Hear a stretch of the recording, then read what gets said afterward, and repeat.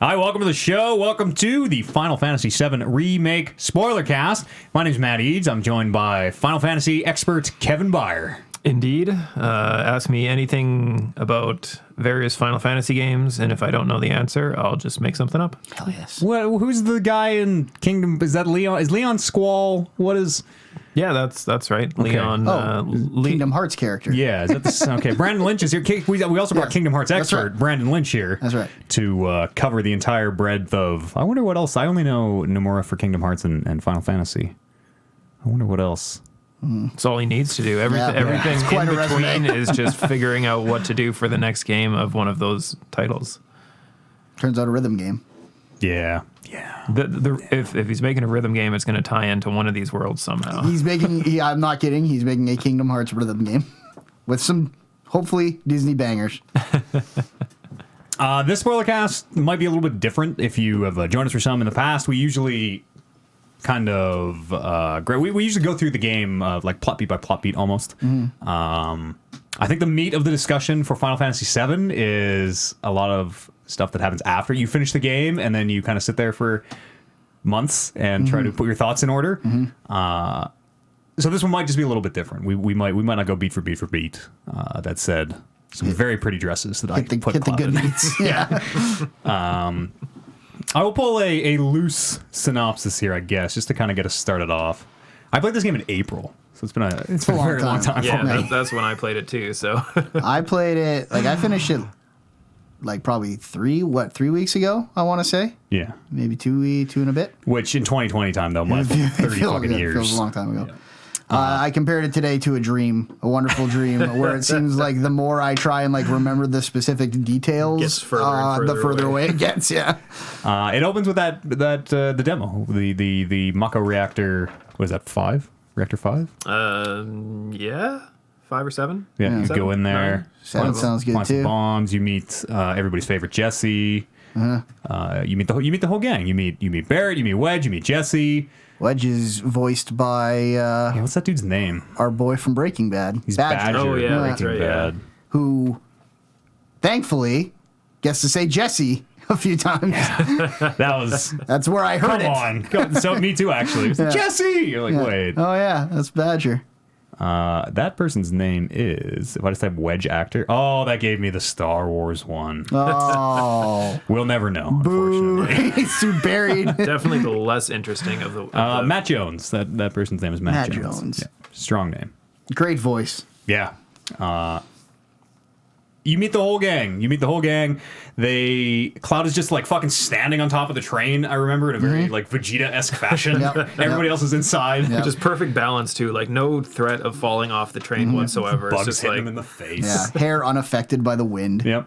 Big flip off the front of that train, just to really a big backflip. Really set the pace. Shooting star press. Yep.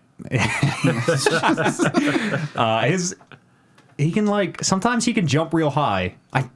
It's one of my biggest pet peeves in all anime is like the inconsistencies. Sometimes Cloud, like in that opening scene, he can jump 30 fucking feet in the air. Yeah. And then as you're escaping the reactor after it blows up, there's like, it's like a 4-foot gap. We're gonna have to find a way around. Yeah. Come on, Cloud. Well, and as kind of a add-on to that, I always hate when people can do things in cutscenes that I can't do as a playable character, where I'm like, fuck, I could backflip out of a lot of tricky situations in combat if I could pull that stunt. I remember one of the worst ones for me was always in Mass Effect, where you'd watch the biotics like picking up 40 enemies in a row and slamming them against the wall and flying, and then all of a sudden you'd have one in your party and they'd be like shooting little like pew pew pew, and be like, where the fuck is the anger?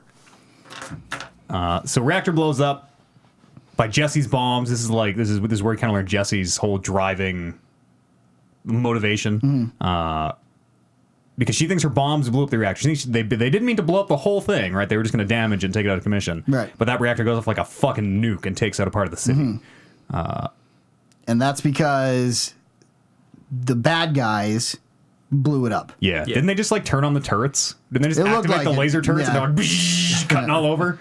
And Jesse, watching these laser turrets, kind of like, I guess I made the bomb too big. Yeah. No, that was well after they had left. As they were running. Yeah. I think you're totally right, actually. Yeah. Okay. I have got my plot synopsis here pulled up. Okay. So I guess Cloud takes this job at the request of his childhood friend, Tifa Lockhart. For pay. Yep. Man's a merc. He's a merc. Barrett, we meet. The dialogue in this opening scene in particular, I think the dialogue in this whole game kind of sucks a lot in like vintage kind of Japanese to English anime I was going to say, it sucks in the way that I booted up this game ready for it to suck in that way. I knew what I was in for. But we hear Barrett's speech about how like you can't hear the planet crying out in pain. Oh, can you feel like he's like doing a sermon basically? Yeah, that's awful close to your Mr. Satan. The best part about that entire scene was when Jesse was looking at Cloud and the look of, oh, here he goes again kind of thing. Yeah, he was, and I think probably by design, a character that I didn't like very early, and then won me over in the end. Comes around. But he's a good man. Barrett, it's funny because I didn't even like myself, Cloud.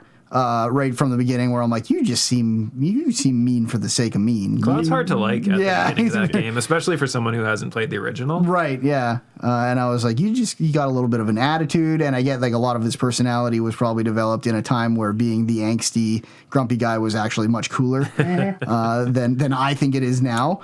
But him and Barrett were the two that, I mean, you come around on everyone. They're a great squad in the end. Even Cloud. I think Cloud needs that like stony facade because then when he is in dresses and like dances, like all that shit is the only way it works. Funny. Yeah. They blow up the reactor because Barrett thinks that I think correctly so. If they harvest too much Mako, the planet they're gonna literally bleed the planet dry. Mm-hmm. This is a very thinly veiled. I mean, it's not. It's climate change, but what if it was fantasy? Basically.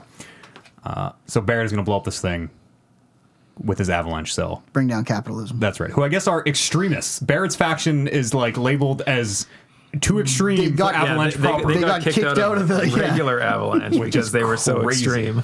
But also they're like total fucking knuckleheads. They're just like the biggest jokes. Like, oh, we gotta go save the planet, yo. Those are the ones you gotta watch out for. And it's funny too because every other time in the game that we see the rest of Avalanche, they're always like machine gunning down Shinra soldiers in the streets, and it's like, what must have happened for them to get kicked out? What was Barrett's? What was the too extreme? Like just imagining them, like the stories they're telling in their camp, being like, man, that Wedge is a fucking messed up motherfucker. I seen him do some things to people that you will not believe. Saw him eat a man's face like a slice of, what's their special pizza called? The Midgar Special. That's right. Let's see. Reactor explodes. Where am I? In the aftermath. So Cloud is haunted by memories of Sephiroth from the start of this game, which I guess is very different than the original. Mm. Yeah. Because you don't even... So I do know a little bit about the original. I've done my research. I had to learn a little bit about Final Fantasy VII original. Had to learn a little bit about Advent Children, for better or worse. Had to learn a little bit about Crisis Core. Had to learn a little bit about... Crisis Core is a prequel? Yeah, that's one with Zack. Okay, yeah. Zack Fair. Black Hair Cloud. That's right. And there's a whole thing that we'll get into Cloud and Zack and how they're related. But Cloud is having these flashbacks. Or it's not clear what it is. He has these weird, like, ears start ringing and goes crazy glitch moment, and he's seeing Sephiroth. Very strange. It's presented in a way that even someone who, like me, did not know when you met Sephiroth in the original. I watched it and I was like, okay, this seems weird. This is not like a dream. This is like a weird, like, in and out glitchy thing. Like the treatment they gave it, I was like, okay, this seems off in a way that if he had just been like imagining it, I might have been like, oh, this just seems totally normal. Yeah, or like if it was just like repressed, like it didn't seem like memories in a way. You're right. It's very strangely presented. Mm-hmm. Well, maybe. We'll try to get to why. You might not know why. There's a bunch of I like to think someone knows theories about why, but because in the original, Zack and Cloud and Sephiroth all go to a place to do a mission, basically, and that's where Sephiroth goes crazy and kills Zack. And Cloud has his kind of like hero's amnesia moment where he takes on Zack's personality. That's why he looks exactly like Zack. That's why he uses Zack's. That's Zack's Buster Sword that he's using. Mm-hmm. And he like subconsciously is supposed to. He doesn't remember any of it. He just thinks he's Cloud, and these are Cloud's memories, but really they're Zack's memories. And Cloud is a very weird, broken individual. Okay. Also, it might be worth at this point going into. Do y'all know about the Sephiroth clones? Yeah. Okay. All of the guys with the numbers on them. Yes, we see Marcus or whatever. They name one of them in the beginning. He's Yeah. like the room next to your Right. Yeah. And then, hotel room. and then the red dog guy. Red 13 Yeah. Also is a clone. Well, He he's has got numbers. he's got the number. Oh I don't shit! know. I never actually. Different number. I sort of Yeah. thought. Okay, the it's a number. different number. Yeah. Gotcha. But- I was gonna say he doesn't look anything like Sephiroth.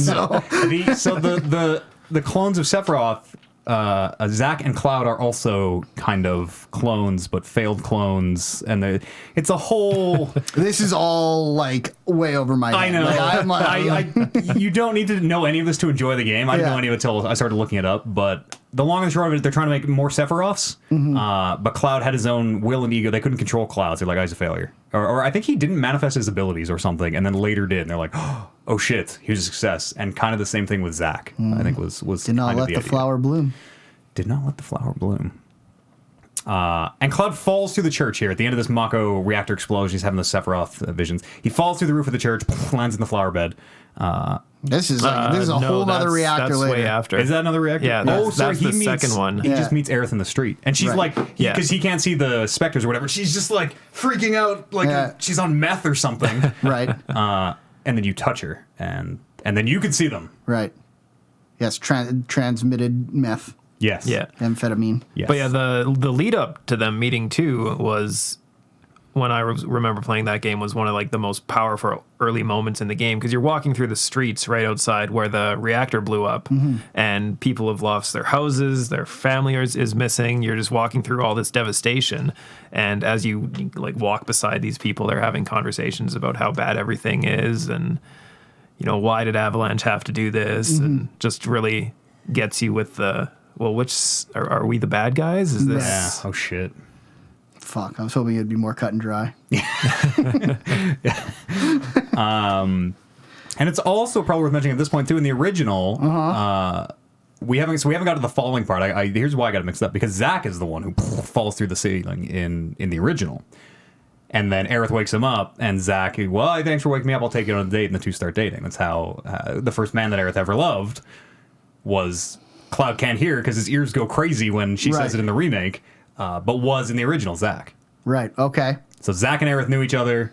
Zack, Cloud, Sephiroth go off to a mission. Cloud comes back and ends up And becoming entangled with Aerith. it seems like Cloud's weird selective hearing loss and vision loss and blurring seems to happen when stuff changes from the original timeline. Partly, but also A lotly.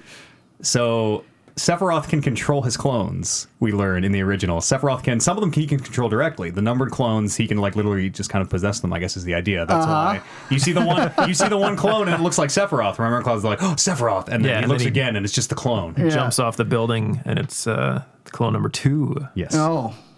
Who was clone number 1? Is it? I think there's a whole list of like several of them died when Sephiroth was I trying to not get know? to Tifa and all this.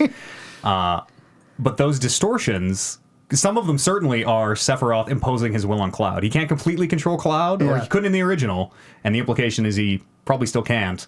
But he definitely seems to be able to have some kind of an effect on him. Right.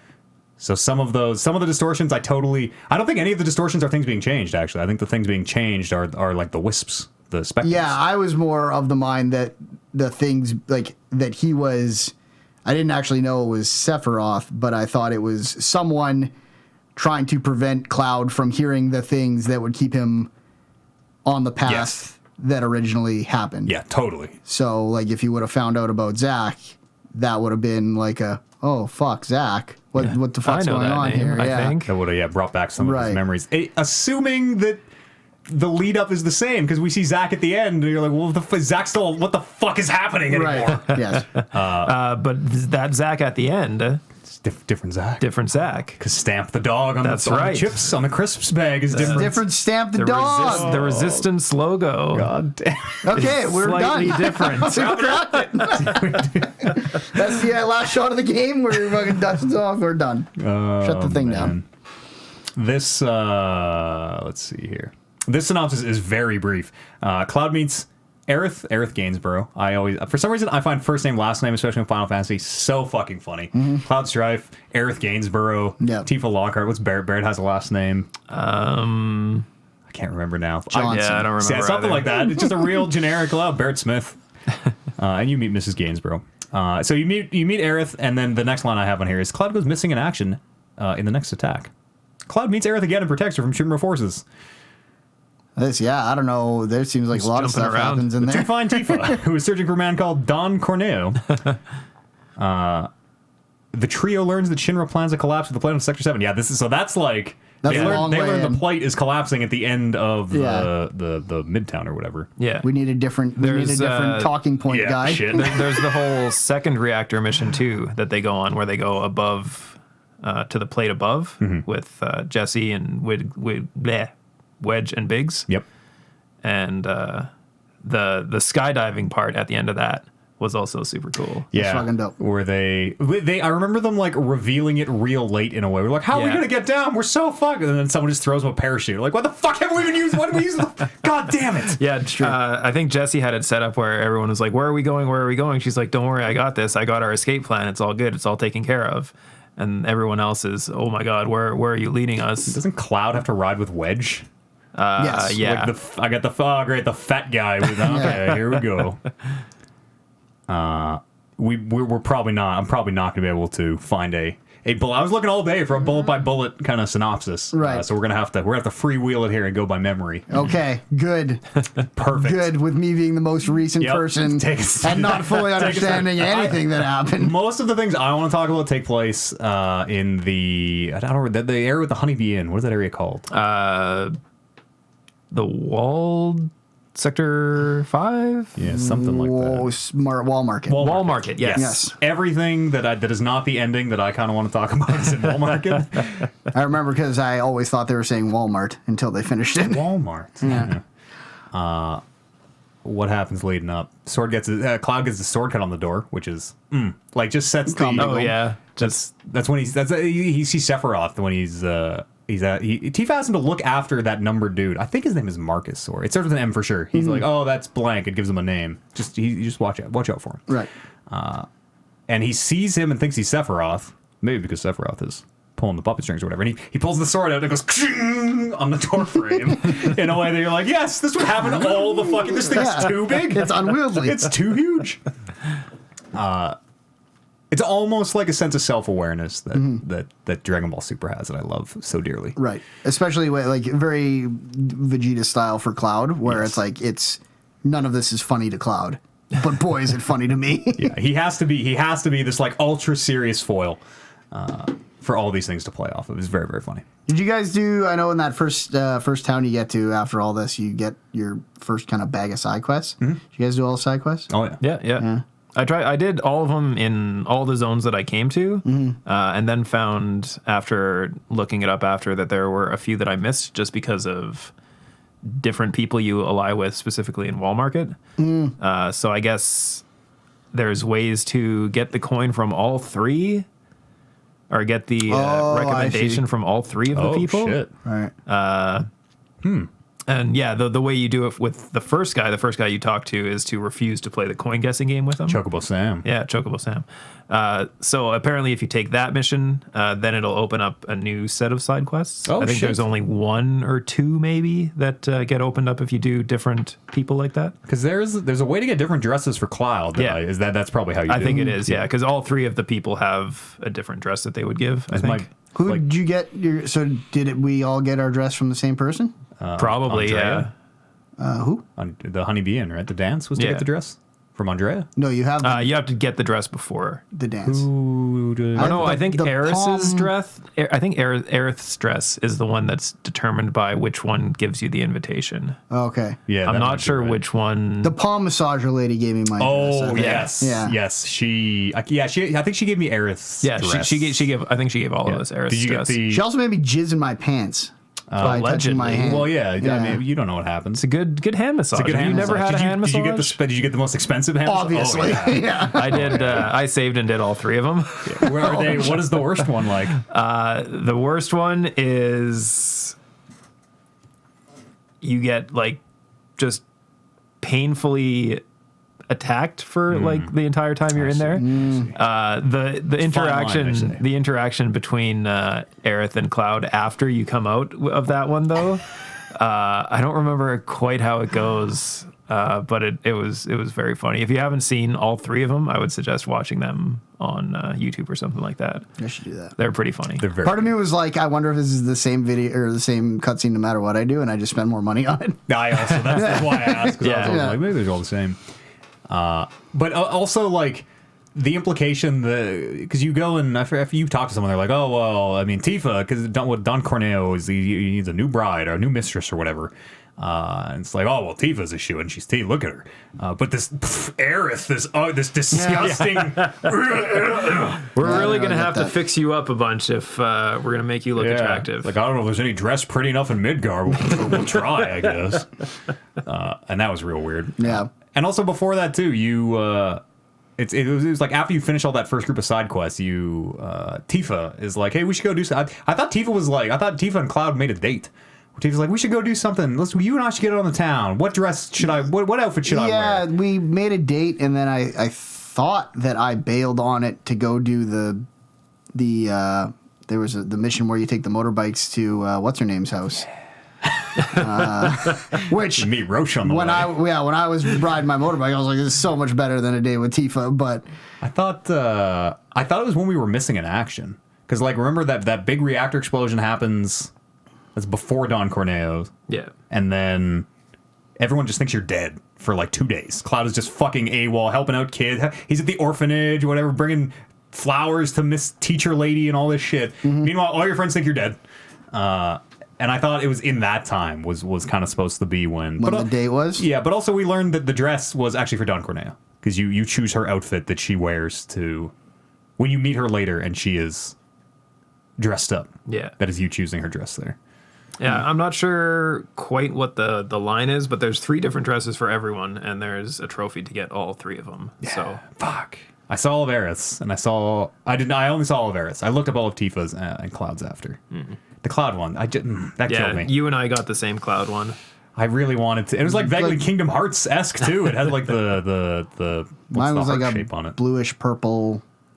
Yeah, kind of like a suit dress kind of thing. Like a corset on the front, Yeah, like a white corset. It's Yeah. kind of, it almost looks like the Kingdom Hearts Heartless logo on it. Yeah, it might have been. Yeah, Yeah. so we probably all got the same one. Then it gets big at the bottom, right? Yeah. Yeah. It was like my biggest disappointment was like, oh man, I really wanted Cloud to have 3 dresses in front of him and to just watch get that to pick. character have to like, oh, maybe the blue. Nah, that doesn't work with my eyes or whatever. Yeah. I really wanted that scene. That was good. It is very good. But we're kind of jumping all over the place. But listen, I just want to talk. I about think Wall we Market. might- Let's we- just fucking talk about Wall Market. All day. Yeah. I was gonna say Squats. I can't remember anything that happens in between the 2 reactors. No, So it's probably not important. yeah. How did you guys like the actual side quests, though?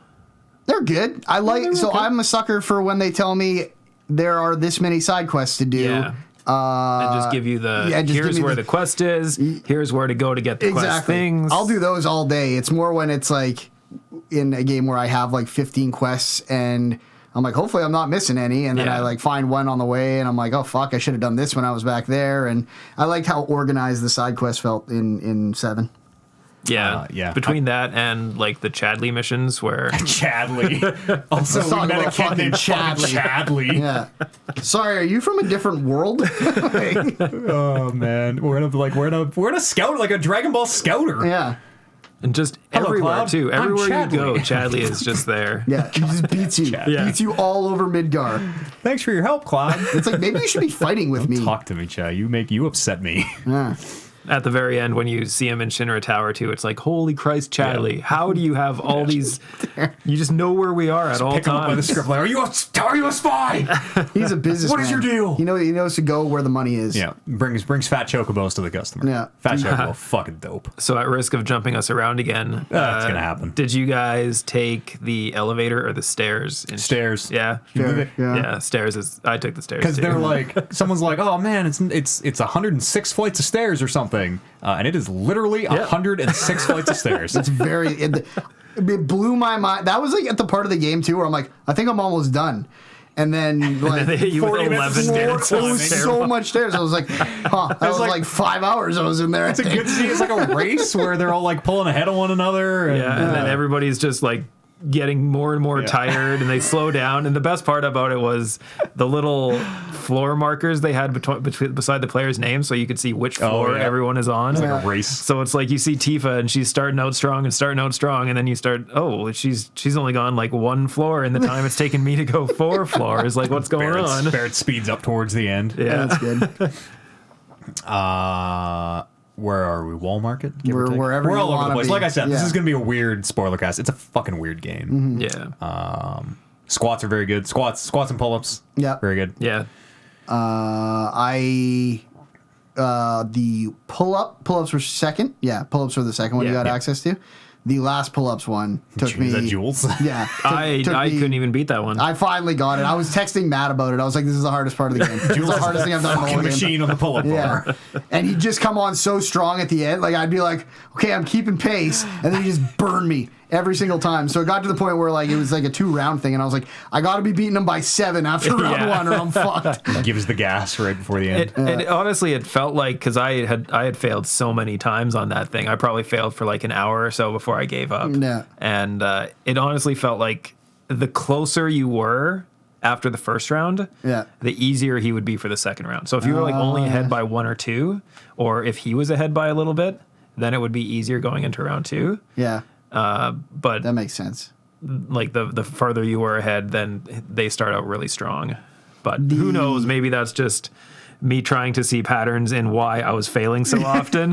The one thing I will say with all of the ones I got hung up on in the exercise is the time that I beat them, I always beat them by a lot. Yeah.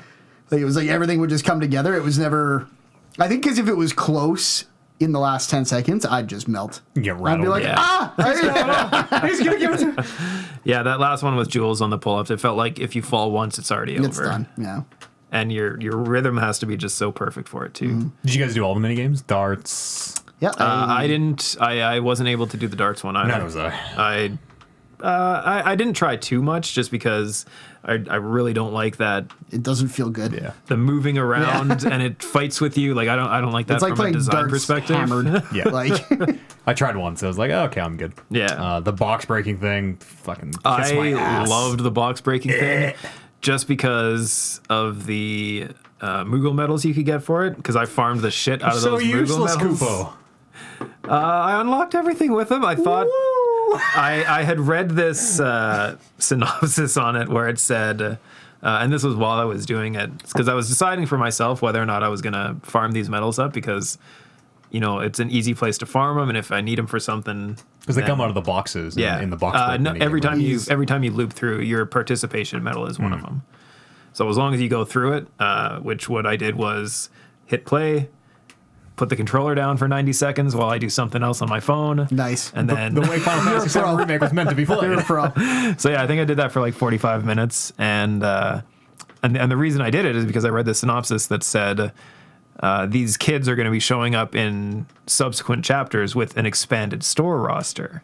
So I'm like, oh, nice. Well, if that's the case, then I can get all my Moogle medals now, and then go into these new chapters, find the kids again, buy everything out, and then we'll be good to go. So I think I got 3 times the amount I needed to buy out the first store. Great. So I'm like, well, you know, a couple more chapters, maybe I'll see them a handful more times. If I have to, I can come back and run the mini game a couple more times to fill it out. And turns out they don't show up. Turns out there's no extra store. Fuck. You see them that one time, and that's it. Maybe does that store roster get bigger though over time? Nope. At least not that I noticed. Maybe post game you can go back and there's more stuff, but Or maybe it adds consumables, but I ended the game with 999 yeah, of everything. and that's the thing, right? Like I can imagine if we were playing on the harder difficulties and actually enjoyed the combat, we might have needed to use items. But yeah, farming up all that stuff and then just having it thrown in my face that I didn't need it all is That's what you get. that's what you do. That's what you get. This businessman, the Moogle man, what King Moogle or whatever. yeah, his goal seemed to be to make everyone happy. Yeah. That's why I needed them. Did the- anything happen when you cleared out the shop? The Did Moogle he lifestyle. at least give you like everyone's happy now? You did it. No, Or did he just- No, he just thanked me It's for a my scam. patronage. It's like you calling his bluff. Gave you a friendly here. coupon and sent you on your way. Yeah, pretty much. Fucker. I knew I didn't trust him. Yeah, neither do I. I said, I need to buy that music from you. I need to buy that vinyl so that I can make some people happy. Yeah, and those skill books. Yeah, those and skill some books. skill books, and then see ya. Yep. Because I have there were- 99 there were- potions and a bitch ain't one. There were a couple equipment pieces too that were useful. I think they had a staff for Aerith that was really good at that time. Oh, yeah. I probably didn't get that. Yeah, I just found my weapons in the beginning. It was a bat with nails, done. Yeah. I don't ever need to look at this again. I ended up looking it up after the fact. I only missed one weapon in the original playthrough, and the only reason I missed it is because that scene at the end where you're breaking into the tower and you go into the mayor's office, and the mayor starts giving you advice and helping you out. On the way out, if you talk to his aide outside his room twice, you'll get a weapon from it. I think I might have got that one actually. I've never talked to anyone twice in any video game. I always spam them. I'm like, oh, Dark. I know how this goes. Dark Souls logic. Just keep doing it till it loops. I'm like, okay, you're good. Next. I want to just give it to me all up front. Yeah. I'm here to talk to you. Fucking keep it coming. I totally forgot about that fucking mayor part. Man, this game. Holy shit, there's a lot to it. How did you guys feel about the linear design on all the dungeons? Everything was pretty much one direction, and that's it. I would not want this game to be any longer. Yeah, that would just, to me, that just says more combat. The thing I like the least of this game, and I'm happy to just get in and get out. Yeah, I also was totally fine with it, but I did not know that was different than the original. Is that why you ask? Or it's not that it's different than the original. In the original, obviously, there's a lot more side paths you can take in the actual dungeons that lead to dead ends and stuff like that. I'll tell you what I didn't like. One of my least favorite things of the year. We should have that category. Not seeing the three dresses. That room with the claws. Oh yes, claws. Yeah, like big picking up cranes that you crates. And you do a room with one. Yeah. And then you do a room with two of them. Yeah. And I'm like, okay, I get it. Now I got to do two of them, and it's not any harder. It's just more busy work. It's more button presses. Yeah, that one for me was hard to line up. The perspective. Yeah, because you gotta make the hands meet so Tifa can run across them or whatever. And there were some parts where I'm like, okay, am I supposed to put this down? Is this not going down because I am not perfectly aligned, or is this not going down because there's a mechanical reason why it's not supposed to go down? Yeah. Yet? And then I remember walking into that room and seeing the three of them and being like, you gotta be fucking kidding me. Yeah. I know how to use these stupid cranes. Also ran to those hands. That's down in the sewers where I forget their names now. They all start with B. Those three those three idiots. Yeah. Oh yeah. You fight them in the Boris. In the Fight Club. Butch might be one. Bart's something like that. Yeah, they're all three B's, but they keep showing up. They even have their own theme music. That's pretty cool. And you keep meeting them down there. Both times you go through, you meet them. Yeah. Let's since we're talking about Bogdan and Bert and such, let's talk about the little Fight Club thing at Wall Market. In Wall Market. Yeah, the arena. Yes, it's dope. I unironically love the presentation now that they're playing. And now you're champion. I'm like, fucking, you damn right, I'm your champion. It was funny because I feel like coming off of Star Wars, the Jedi Fallen Order. Yeah, remember that weird bounty hunter arena thing? Yeah, I was like, are these making a comeback? Because I'm fucking in. If every video game from now on has a big coliseum I got to fight my way out of, then I'm fucking in. And some of the opponents were just they weren't even people. There was one of them was a house, big house. The fucking house shows fight up. A house. What is happening down here? I like the house. Might have been my favorite fight of the game because it was one where it was everything I was playing on easy. And nothing seemed to require me to interact with the actual systems they put in the game, except for the house, which seemed just hard enough where it's okay, I got to hit it with the same color as it is, or something like that. Yeah,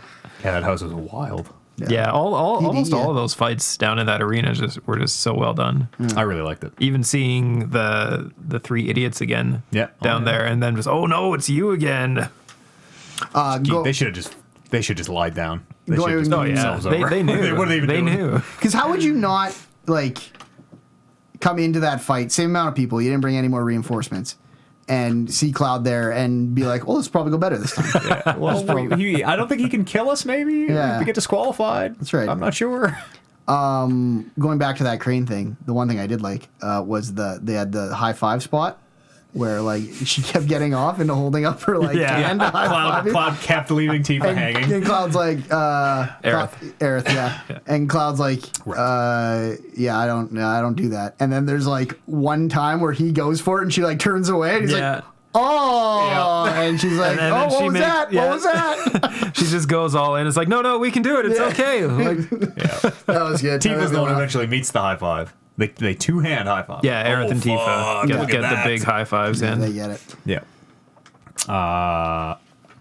You want to talk about that tower? You want to talk about going up Shinra Tower? Well, is there anything more we need to cover on the Honeybee Inn or the Honey? It's all very good. We haven't- the honey we haven't even boys and the talked honey about- girls are some of the unsung heroes of this fucking show. That's right. Who's what's our boy's name again? Shirtless boy. Chad. Oh, Johnny? Johnny. Yes, Johnny was something else. Just following the journey of Johnny very over the couple different districts that you see him in. He you was like like a me to- clearly annoying character that every time he'd pop up, I'd be like, fucking A. Johnny, what are you doing here? He like totally comes in clutch at one point, doesn't he? He does something impactful in a way. I'm like, there we go. He like goes and gets That's a- Aerith when you're at the door at the wall market. What's the guy's name? The Don Corneo. Don Corneo. And you're like, okay, the shit's going down now. I gotta get in there and deal with this. Johnny, you gotta go get Aerith. Tell her what's going on. That was the only thing that he ever. Yeah, he shows up with Aerith, rolls out the red Calls her carpet. bro. Yeah. Oh yeah, he's got the red carpet. Yeah. Literally rolls out the red carpet. Yeah. I love Johnny because he's Yeah, Johnny's John's always good like, shit. I'm not your bro. Don't call me bro. And he's like, you're so funny, bro. Yeah. Like, just will not drop it.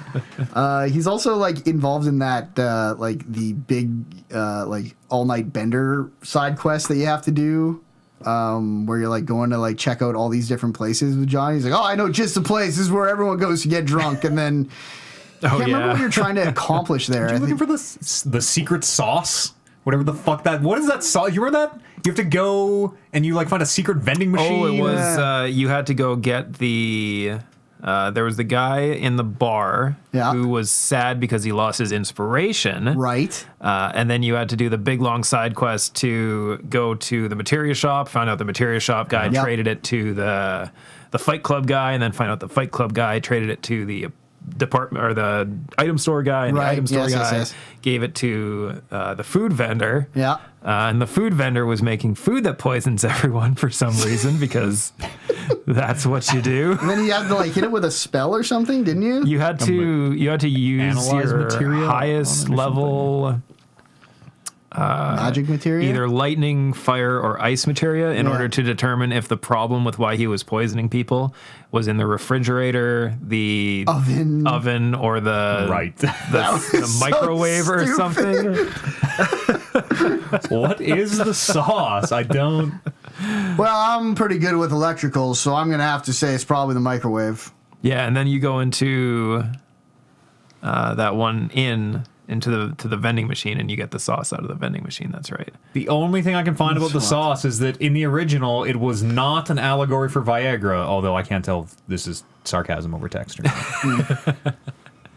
A suggestively labeled energy drink. Oh, it is an energy drink. That's right. A suggestively labeled energy drink. Okay. Touches a bit on the culture stuff that doesn't translate. I see. I forgot about that. I like the materia vendor. When you meet that materia vendor and like he's got all those like rough crystals and you can see he's like polishing some of the spheres. You're like, oh fuck, that's how all these weird spherical materials. I love the sound. Every time anyone pulls one out, it's like makes that weird glass sphere noise. Yeah. There's something weird about like seeing like I feel like I saw them in a cutscene. The first one you see is in a cutscene. I think Aerith gives you one. Which pays you for your bodyguard work or whatever. And I'm like, oh fuck, these are fucking like big. And then they're like the size of Dragon Balls. Yeah. And I had been like I could see in like all my little like slots them filling up, and then I played like half the game before I realized that the materias were like in your sword that you can see on your back. I was like, oh, that's what those lights are. There's one weapon, or there's a few weapons you can't see them in, I remember. And I'm like, well, this is fucking bullshit. Why would anyone you can't see my purple materials? Fuck this. Can't even put them in the bat. A lot of them were really hard to see in Tifa's. Yeah, in her gloves. In her gloves, Right. There were a couple cutscenes though where you got some really good looks at the materia. I think that's really cool that stuff was updating, and even your sword.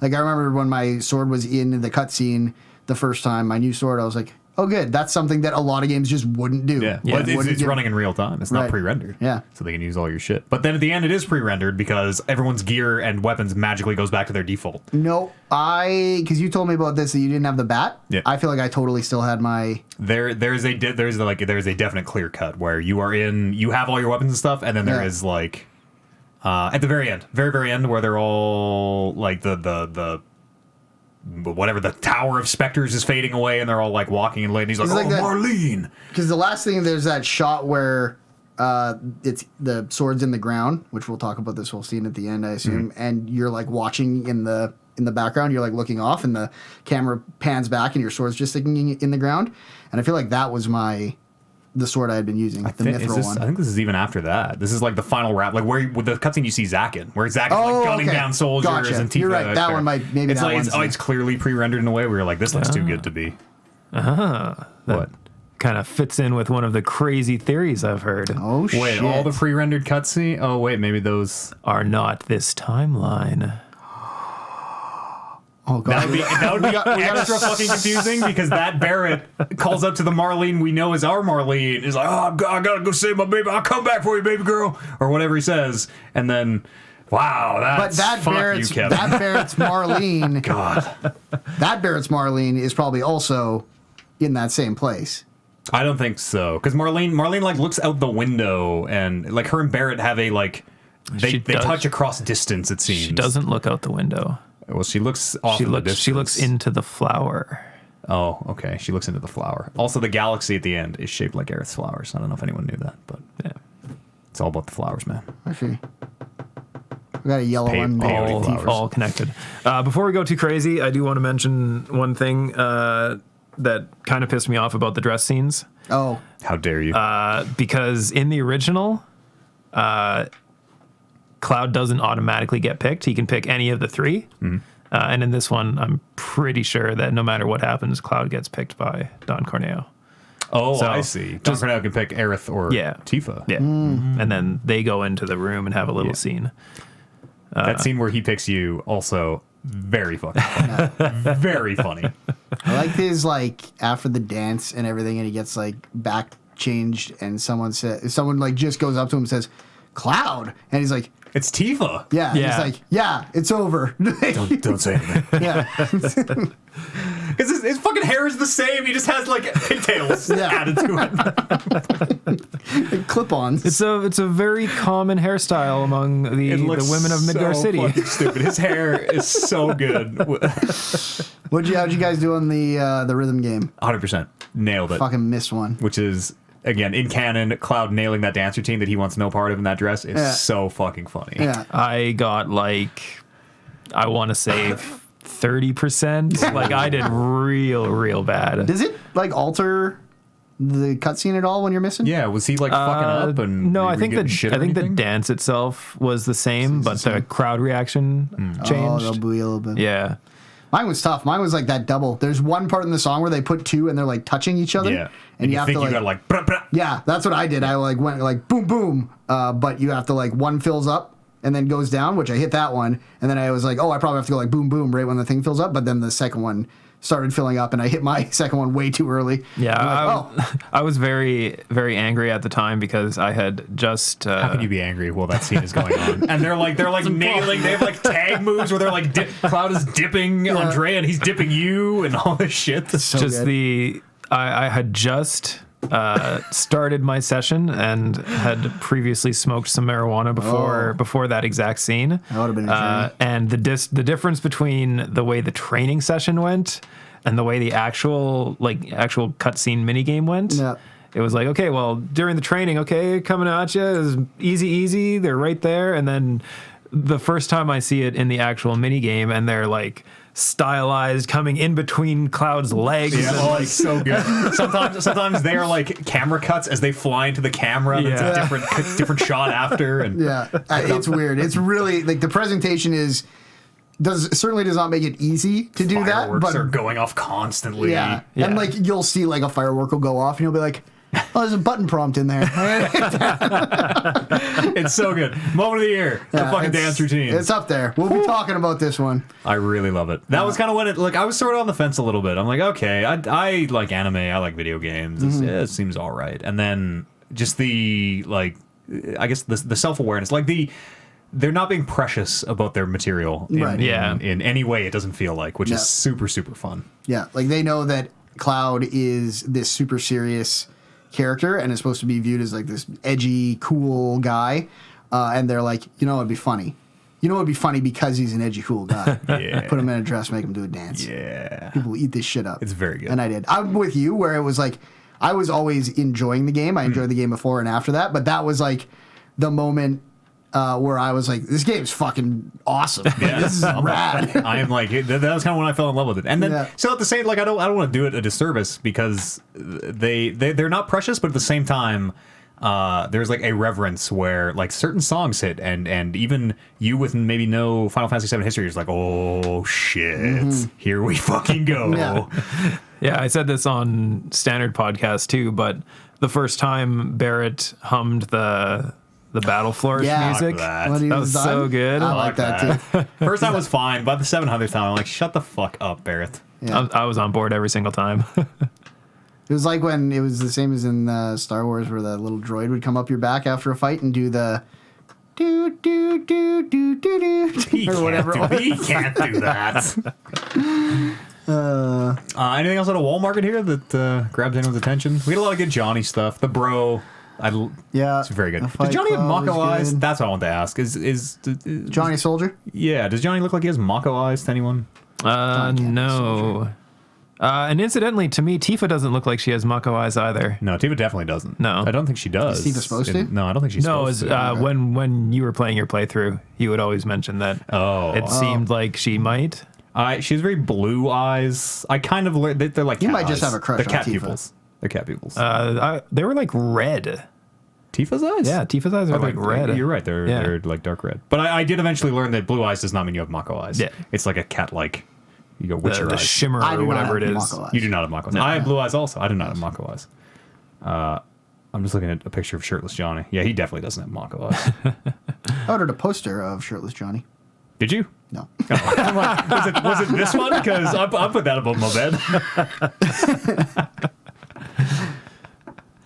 I didn't even have that. I'm like, shit.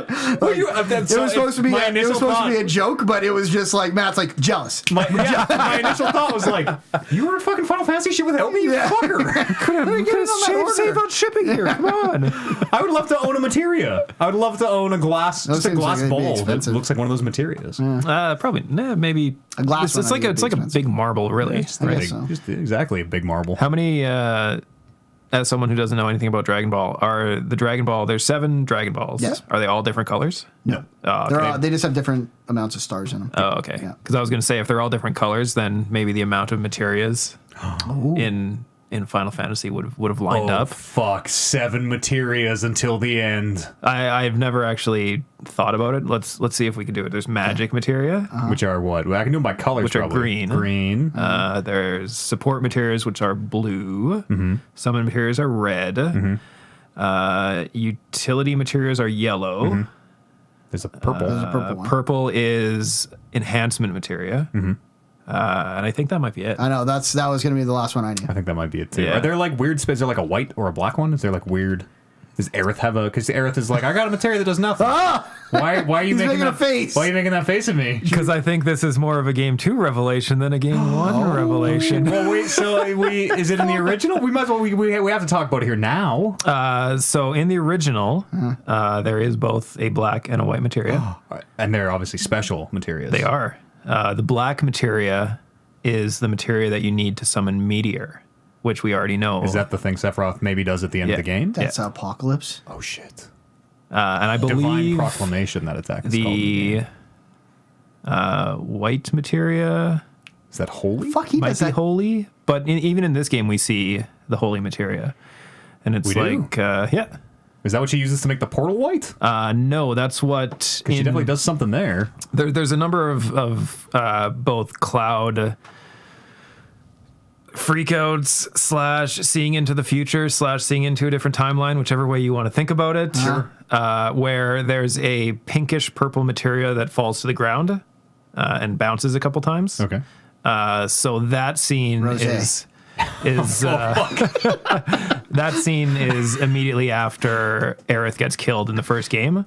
And she 'Cause drops that material. She drops that materia. That's the one they referenced it a couple times in the game, but the holy materia that she was given by her mother is tied up in her hair bun. Oh. This is what I'm here for. Yeah. This is what I came to the 1000%, Spoilercast for. yeah.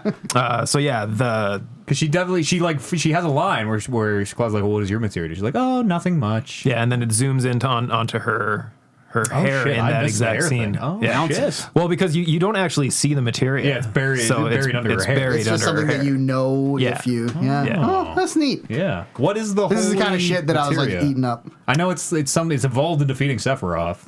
I honestly don't remember. Being holy materia here real fast. Now that we all bring this, no one's gonna care about this. But I believe now that you bring it up, Sephiroth uses the meteor attack when you fight him in Kingdom Hearts. You have to fly away from it. He does it in original, right? That's his go-to. That's the end game thing, is stopping the meteor from coming in the original. The Holy Materia. Oh yeah, look at that. The story of Holy Materia starts when Sephiroth acquires the Black Materia.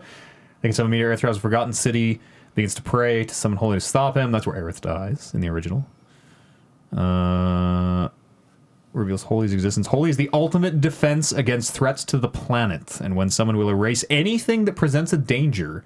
However, this may include humans as well. It depends on Holy and the planet, which is obviously a problem because the Shinra Power Company and people might not be as pure good as Holy requires them to survive. Yeah, and incidentally, one of the end cutscenes in the remake is speculated that is the past timeline where Holy was used to stop Meteor, and it caused the extinction of the human race. Because we get that cutscene at the very end of the original with Red 13 and the two cubs, and all of Midgar is overgrown. Oh, fuck. So then... Man, Is like the catalyst of the remake maybe, and again, remember, this is all just like bullshit conspiracy theory crafting. right?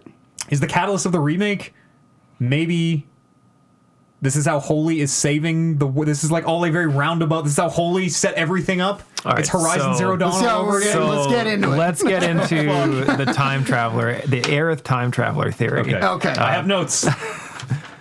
Because this is the perfect moment. In the first game, we talked earlier about how the remake opens in the Mako factory, and you're doing that mission to blow up the factory. The first actual person you see in the remake is Aerith, when the camera pans down and she's staring into that vent on the building, and the Mako energy is coming out of the vent. She's just like breathing fumes in a way that I'm like, oh fuck, huffing gas. I feel totally you. would have forgot about that. I feel you. So at the immediate end of the original game, the last thing you see is Aerith's face as she kind of looks into the camera. And then the first thing you see in the remake is Aerith's face as she kind of looks into the camera. Oh shit. So the speculation, one of the many layers of the theory, is that Aerith as a Cetra, which is one of the ancients, As one Cetra, as a singular Cetra, Yes. not as etc., right? Yes. Okay. Sorry, I'm Cetra. trying to keep it straight. Okay. One Cetra, So they... Aerith is a Cetra. which is Okay. the ancient guardian Right. race, Yes. right? Yes. Okay. So they're able to maintain their memories as they enter into the life stream, which is the energy of the planet. Whereas anyone else who enters into the life stream, they enter when they die. So they become a part of the planet and they cease to have any of their memories. Yeah, or later, like, kind of, they go in the soup and then new people come out of the soup. Yeah, yeah. So the Cetra are said to, and this is apparently in a compendium that was written after the fact, which is canon, by the way. The Cetra are able to maintain their memories as they enter the life stream. Okay. So And there's precedent because Sephiroth dies in Final Fantasy VII Original. He is defeated. And then in Advent Children, he is still, he resurrects himself from the life stream. So he's an agent. Sephiroth is, I don't know if he is a Cetra proper. He's like manufactured to be one or something. Right? Yeah, something like that. He's an experiment. Right. Yeah. Has many of the same abilities. Yeah, seems Gotcha. seems to. Okay. So the theory goes that Aerith in the original ending is waking up and realizing that they may have defeated Sephiroth, but they doomed humanity in the process. So she sends her consciousness back to either the past or a different timeline, whichever way you want to think about it, and goes into her old self. And that's kind of why the first one ends with that scene and the second one opens with that scene. And this Aerith knows. She just knows things. She's just in the know. She knows. Cloud doesn't tell her she's a mercenary. She knows Cloud is a mercenary. She's like, "Oh, you'll be my bodyguard. Here, I'll pay you." And he's like, well, yeah, I guess." She also has never been introduced to Marlene in the scene where she was meeting with Tifa, and Tifa was like, "I need to get to seventh heaven. I need to get to seventh heaven right now." And Aerith's like, "Don't worry, I'll go save Marlene." And Tifa kind of gives her a look like, "How do you know about Marlene?" They should have been like, "How the fuck she know about Marlene?" Yeah, and then they just kind of split off. Yeah. And Aerith goes and sees her. Huh. She also warns Cloud, "You can't fall in love with me," which in context That like, happens to me all the time. Yeah. That has nothing to do with time travel. My bad. In the scene, you're just like, "Oh, okay." It's kind of. I was like, "Oh, bad translation strikes again." I guess. Turns out Not. No, it is very like might be trying to manipulate the timeline in a way. Like, "Yo, you fell in love with me. We see how this goes. Yeah. You cannot fall in love with me." I see. Okay, I have a question. Just trying to put the timeline together in my head. All right. So, the you said the last shot of Final Fantasy VII is her looking into the camera. Yeah. But did she not die? She does, but she is a part of the live stream. Oh, so she she's comes back communicating in beyond 7. her Gotcha. Okay. physical I'm death. good. Yeah. Yeah. Yes. So it might be alternate time. Like, I don't know if past, present, future has any relevance when Nomura is at the helm. But, and then, because Sephiroth is also aware. So it makes good sense that either Sephiroth followed Aerith or Aerith followed Sephiroth. Because, Sephiroth is also able to enter the live stream. Yep. Yes. So, And he does in Advent Children. yeah. Because he's clearly, like, to me, someone who knows nothing about the original, even more so than Aerith seemed like. I'm like, you seem like you're time traveling. You seem like you know what's way up. too much. Yeah. Yes, that is all.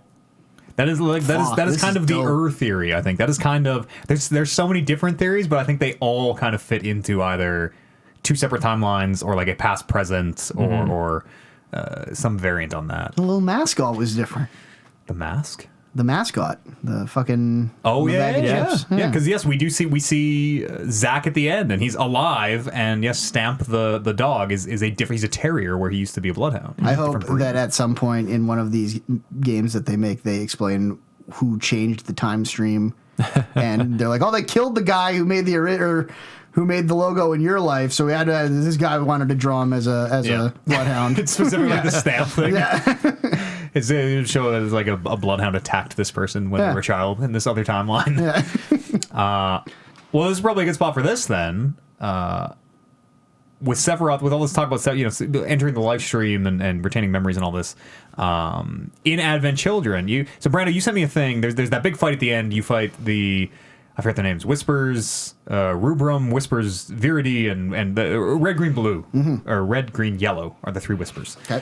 And when I'm playing, I'm like, oh fuck, these look like us. One's got a sword, like one's a got a puncher, gun, one's got fists. and Upon further investigation, they sort of don't look like the party, right? The sword guy has a sword on his arm. He doesn't use it two-handed like Cloud uses the Buster sword. Right. The gun guy has two guns, whereas Barrett only has the one on his hand. And the puncher only has one glove. Okay. Which are weapons that line up 1-to-1 to... They're called the Remnants of Sephiroth from Advent Children. So Sephiroth gets defeated in Final Fantasy VII. In Advent Children, which follows... That's the movie that follows the game. I gotta watch that. It's actually not terrible, from what I remember. Okay. He, from the live stream, creates he splits himself into three pieces, basically, and creates three remnants that are the antagonists of that film. And one of them uses a punch glove with a bare fist, one of them uses a sword in their left hand, one of them uses only one gun, but often grabs another's gun and is dual-wielding the guns in a way that... Those three shadows are almost certainly... Those things? The remnants of Sephiroth. If I remember right, I think they're even called remnants at the end of the game. Like if you scan them, Are you sure? I think they're Whisper, because I was reading. I'm going to look right now. If it said if it said Remnant, this wouldn't be. And I would have totally been like, I don't know what that is. I do remember, and this was a couple months ago, I remember reading into a theory where the names of those 3 spirits at the end of the game has significance, but I can't quite piece what it was. They are, I mean, the names are literally Whisper, it translates to Whisper Red, Whisper Blue, and Whisper Yellow. It's Whisper Rubrum, Whisper Viridi, and Whisper, I don't know what the yellow one is. Still, seems like it's pretty... Yeah, I don't see any like direct, I don't know if they're called directly remnants, but it definitely... It's a definite 1-to-1. When you see them, you're like, oh, fuck. Yeah, okay, sword in left hand. Sure, okay. I see what's going on. And it kind of makes sense, right? Sephiroth is... Yeah, I only thought of the thing because I was fighting the thing, or the guys, and I was like, look, these guys got the same weapons as us. Oh. That's what I'm like, oh, this is us from the other timeline. Yeah. Oh, we shouldn't kill these guys. Yeah. These are good men. Yes. Why are they here? What are they trying to do? Am I doing something wrong? Yeah. So, and again, that is another maybe very valid theory, is that is you... No matter which perspective you experience that fight from, right? If you are Cloud Tifa Barrett fighting other timeline Cloud Tifa Barrett, it's always going to look like you fighting the 3 shadows, right. which is also a very interesting idea of like, fuck, the snake ate its own tail in that fight. I got some notes, just some general notes here. Sure. And again, feel free to jump around anywhere. Well, actually, kind of, I want to continue on with. Oh yeah, by all means. The time travel theory. Yes. By contrasting it with the theory about what the spirits actually are. Sure. Because the speculation is that every time the spirits show up, and it's not even necessarily speculation. Right? The big hooded guys. Arbiters of Fate, or whatever they're called. Arbiters of Fate. Yes. And it's not even really speculation at this point. It's very, very easy to see that every time they show up in the remake, is during a situation where something is being changed from the original, and they're trying to maintain the timeline of the original. Right. Not always. Not always. Because Wedge gets pushed out of the tower. Wedge is supposed to die in the Shinra exploding. Wedge gets pushed out of the tower by the spirits where he is supposed to die, and Barrett gets brought back to life. Remember, Sephiroth comes up. Barrett is not supposed to die. But Wedge is. Yes. As is Biggs. Yes. And it seems like the spirits are just fucking with them nonstop, but Wedge gets directly blown out of the tower, and you're like, oh fuck, I guess they had to kill Wedge because Wedge dies here. But then Wedge lives. And same thing with Biggs. You're like, oh yeah, I guess they had to kill Biggs because Biggs is supposed to die here. And then you get that scene at the end of Biggs being like, oh, wakes up in the hospital bed or whatever it was. Fuck. I was actually really choked when he came back, because I thought that was not necessarily that they really gave him a good death scene, but just because it's like, yeah, I mean, he died in the original, he should die in this one too, right? Yeah. Like choked up in the good way. You're like, oh fuck, he's alive. Like, No, I wanted him thought to they stay. should have got him. Yeah. So that kind of leads me to nothing worse than when a good death scene is wasted. Yeah. He might have a better death scene though.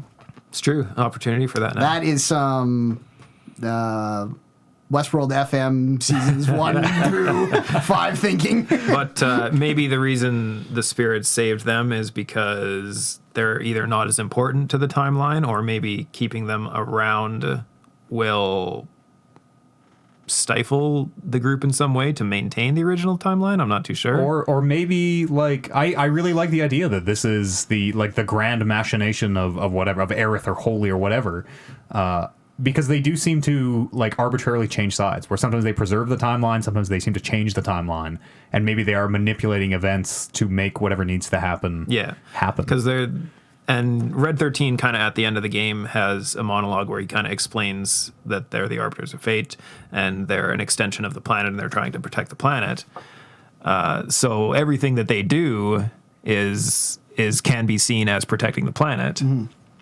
Which, like you were saying about that readout with the Holy, it's yes, Holy is used to protect the planet, but at any cost, as long as the planet survives. People, it's about protecting the planet. Exactly. Yeah. I don't remember where I was going with this, but So do they want him, like, no one knows, but in theory, do the Arbiters of Fate... Why can no one see them until they... Oh, God damn it. The Arbiters of Fate, do we think that they want to keep everything as it was to get all the humans exterminated, or do they want to change it so all humans don't get exterminated. They don't care that the humans get exterminated. They just want the planet to survive. And we think that might have been the long-term ending of the original. Of the original, yes. So they want that to stay the same. Yes, because in theory, because then it doesn't would keep matter, the planet yeah. safe. All the people would be gone. They're like, that's the ending we want. It's kind of where I'm at. Yeah. But I wonder if there's like a whole nother level to that where because they're also changing things. exactly because the extermination of humanity led to this, then they again have to be like, well, we can't let humanity Cloud and them have to survive. That's the only way to ultimately. Unless the Biggs and what's his name? Wedge. Surviving is just a plot device to show you, like, through other games how hard they're trying to kill them. Because they're like, oh, we got to get these guys out of here. And maybe that's going to be one of the ways that, like, wakes a lot of people up as to what they're up to.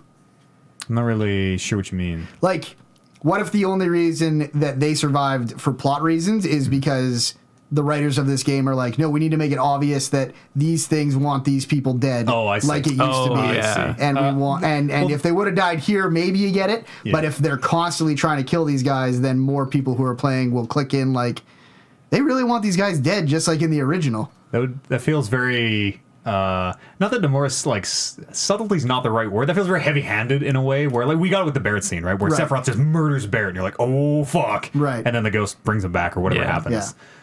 You just should have just done it right then and there. My jaw, unless it's I think they did unless do it there's right another then and reason. there. Yeah. my jaw legit dropped open when Barrett got stabbed with that sword. 'Cause I'm like, me too. holy fuck. And there's just like no And I build just started to like Sephiroth him. just teleports over. He like disappears and reappears, and the sword is through him. And it doesn't even like. There's no wound. It's just smoke.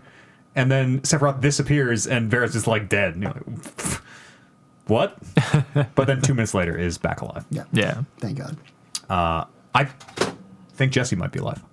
I think Biggs and they're Wedge, all because alive. No one dies. Biggs was like dead ass dead, right? And then the place blew up, and Jesse could totally still be around. Yeah, that's true. Very, very likely. Jesse had a really good death scene though, so But she it was very good, but it was sad because she died wrongfully thinking that she was the cause of all of this loss of life in a way.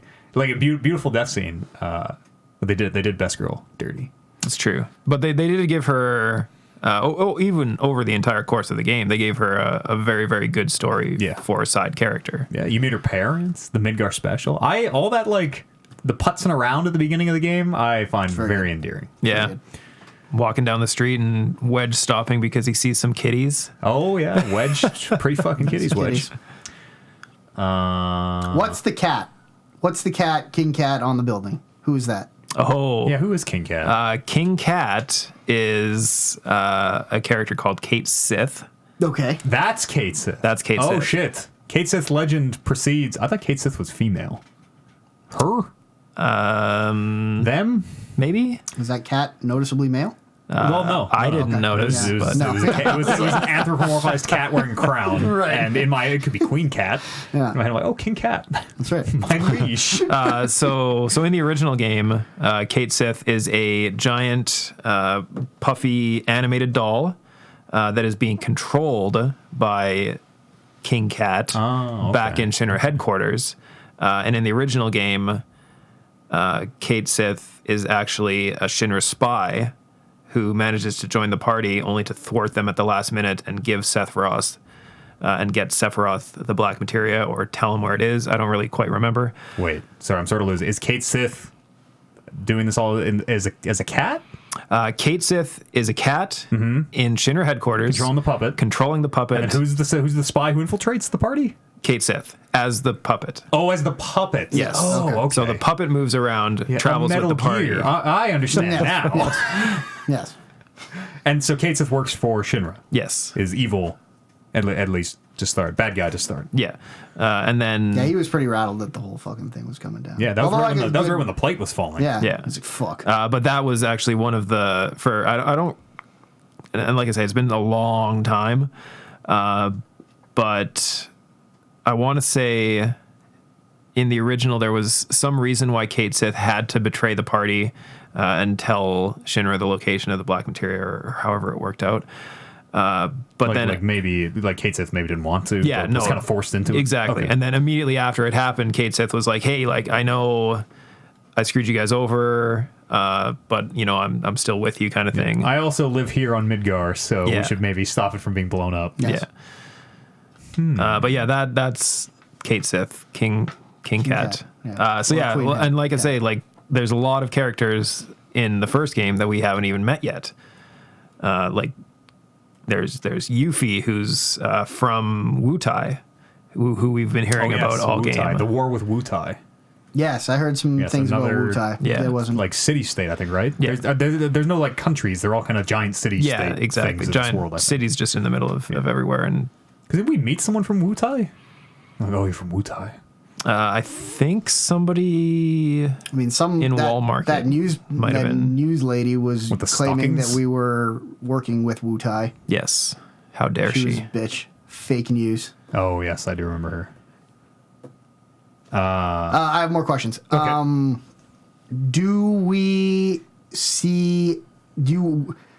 As someone who's played 7, should we expect to deal with Shinra more moving forward? No. Okay. Really? In the original, though, don't you like? You know, they set up the lieutenants at the end of this game. You're like, oh, there's I don't remember their names, but there's Well, and that's the thing. insanely large-chested lady, and Yeah. there's Like, I felt like- Heidegger and I mean, we'll keep seeing the Turks for sure. are yeah. those the Turk. Those Yeah. are different than the Turks, aren't they? No. Well, yes and no.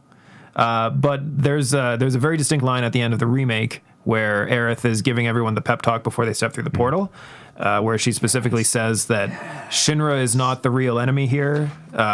It may look like it now, but they are just a pawn in Sephiroth's schemes, kind of thing. Yeah, I figured something was up when I went from fighting a like corporate entity to a big shadow monster in the sky. I was like, I see. Yeah. I've maybe misunderstood the real foe here. And there's a lot of lines at the end that maybe imply part 2 will be very, very, very different than the original. It's like, Yes. prepare for the unknown journey. And even Right. Aerith is saying how, like, she's like, oh, she says, this isn't the way it's supposed to be. She talks about how we can change it and make it right, but we'll be changing ourselves. And they kind of seem to hint that maybe part 2 will be this huge departure from the original. Well, and I think Yeah. I think that's probably where it would be the most interesting is if you very much change it, but then like those moments where it kind of comes back in line with what you know will be really neat. I mean, Constants and I won't variables. know it. Yeah, you'll but- still have Constants and all the yeah. the big set pieces, like where you go to the City of the Ancients and where you go Right. to Wutai and but it might, everything like it might that. be like very, very different context. Right, or Oh, it totally a will. character Super who's cool. entirely different, Yeah. like Or- the same character, same name, but a very different personality. Or what I think might be most exciting is meeting characters that like the party Aerith from the future knows these people in a way and is like, all right, you just got trust me here. You just got to pretend whatever. Like it's giving you future information and be Yeah. like, listen, just let this guy beat you in this game of cards or whatever. Right. Incidentally, one of the theories about why Cloud has those little blackouts is because he's finding out things that he shouldn't know in this timeline. So Whether it be the Arbiters of Fates yeah, or Sephiroth himself, or who Sephiroth, is- or Aerith. or Aerith. That'd be fucked though if she's like the first man I ever loved was "Brah, hit you with the fucking forget spell or whatever. So when Jessie dies, I got some notes on Jessie's death here. I was really torn up about it. She really wanted a piece of Cloud, but that she died too soon. Yeah. Well, get in line. The Spectres briefly intercede when Tifa's pushing past them. She gets like crushed under rubble, under debris, and they're all like they have to fight through the Spectres, and the Spectres stop Tifa for a little bit, but then they just vanish, and like they don't put much of a fight at all, which I do not understand the significance of at all. In a way, it's a weird though. It's a weird like pointed scene, and then she kind of has her little death speech, and this is one of those deaths. This is like. So Biggs is like the most confirmed death in this whole fucking thing, where like they basically take Biggs' pulse and they're like, oh, he's dead, fuck. And with Biggs being alive at the end, surely there's room for Jessie to have survived. And almost in a way that these three seem linked somehow. Or four, I Biggs, guess. Wedge, and Jesse. And I guess Barrett is like main party. I guess he doesn't Right. really Yeah. count. But yeah, Biggs, Barrett, and Jesse seem to, in the remake especially, have like a weird. The Spectres interact with them. They're in every scene that those three are in, but sometimes they're just there hanging out. Sometimes they put up a little bit of a fight and then don't. And They want to fucking off him. yeah, well, or maybe they don't. Maybe they kept Biggs alive. Maybe they. Because they survived this. They're not supposed to They survive didn't- this, but they do. They didn't seem to be trying to keep Wedge alive. they blew him out of the building. Wedge was I can't remember. I just watched that scene. Something is happening. He is trying to make his way to someone through like a very dangerous thing, and the arbiters make like it's like a big wind. They're all going against him, and he literally gets blown out of the building. He's like, ah! You know, He gets he blown dies. out. He doesn't die. Yeah, No, he survives. he's later, right? Yeah. But you're led to believe that he does. Is that the part where, right when they're trying to go down to take down the plate, you're climbing up, and you meet him on the ground after he had fallen out? Because he fell out, he was on the ground injured. He wanted to go back and fight more, but you showed up with Tifa, Aerith, and Cloud, and got him to go back to Burger King. Burger King. Yeah, Seventh Heaven. Burger King. That might be. I'm gonna try to look up this scene here. I just fucking watched all this stuff today. In the original, Biggs and Wedge die when the Sector 7 plate collapses. Yep. Yeah, that might be exactly what you said there, Kev. Because I know he is. What is the fucking scene? God damn it! I just watched it. He is like. Someone is getting like a hazard is coming. Someone's getting crushed, or someone is like hanging off a ledge. Maybe that's what it is. Maybe someone's hanging off a ledge and needs help or something. He's making his way towards Cloud. He's going, Cloud! And this big ass wind of arbiters literally blows him through the window and presumably to his death out of the building. I don't remember anything about that, but I totally believe you that it happened because that's been most of this game. It's very hard to find any. Because both games are the same game, kind of. It's very hard to find like Wedge blown out of window. I don't know. But there's some weirdness about these three for sure, and they all survive. Well, pending Jesse, maybe they all survive when originally they were all three supposed to die. Not gonna lie, What the fuck is up with them? I hope that your theory is correct. I would like Jessie to come back in the next game. Yeah, so did I. She was fun. So no one dies. No one dies. Yeah, good. I'm in. It's the Star Wars 9 of That's right. Final Fantasy games. I want to know more about the ending, like the ending. Like after you beat Sephiroth. Actually, maybe we should talk about the Sephiroth stuff first. Yeah, sure. Because there's like a bunch of stuff on that platform and the whole 7 seconds thing, which we should talk about. Edge of creation. Yeah, seeing the meteor come down. And Yep. That scene all starts with they're on the Midgar Highway. In what we think of as present, I guess, the reality we're playing in. Right. And Sephiroth just opens a fucking huge portal and walks through it. Yeah. Just doesn't even say it with big black swirling purple portal. And you're like, oh, just like 20 minutes ago, I was fighting like that Shinra guy on the roof. I thought that was it. And then Cloud goes to run through and Aerith stops him. She's like, no. And then she does her little like hand wave materia thing and the portal turns white. And she gives him all the speech about how, everything she tells Sephiroth too. She's like, everything about you is wrong in a way, which is, it's a weird, just a good burn. Pointed. It is a good burn, but it's a weird pointed statement. And she gives him the speech about how like, well, this isn't the way it's supposed to be. We can go in there and change things, but we're going to be changing ourselves. She says, if we win, we'll be changing more than fate. We'll be changing ourselves. And she changes the portal. They go through, and then they exit to just a normal looking Midgar. It just looks like Midgar. None of the I think the plate even looks intact. Like it doesn't. It's not on fire the way you left it. And then that's when that big like tower of the arbiters forms around the center, and that's when all the really abstract.